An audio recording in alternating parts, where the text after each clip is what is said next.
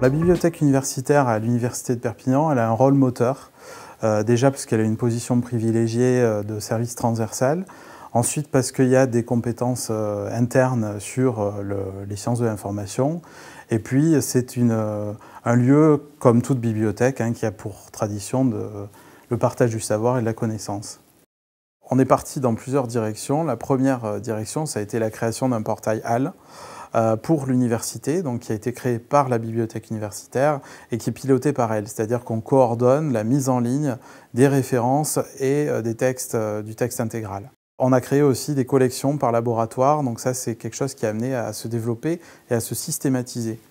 Parallèlement au portail HAL, on a mis en place le dépôt électronique des thèses dans TEL et depuis cette année le dépôt des mémoires dans DUMA. Pour ce qui est des livres, et c'est une action plus originale, la bibliothèque universitaire est en charge de la diffusion numérique des presses universitaires de Perpignan sur la plateforme Open Edition Books. Donc ce qui veut dire qu'on va mettre en ligne et faire le suivi de la mise en ligne des livres des presses universitaires sur Open Edition selon un modèle freemium.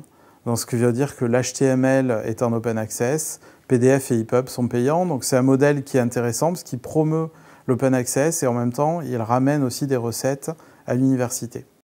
La dernière action qui est menée, c'est une action en direction du blogging scientifique, puisqu'on a créé un carnet de recherche hypothèse autour de notre bibliothèque numérique patrimoniale S2D.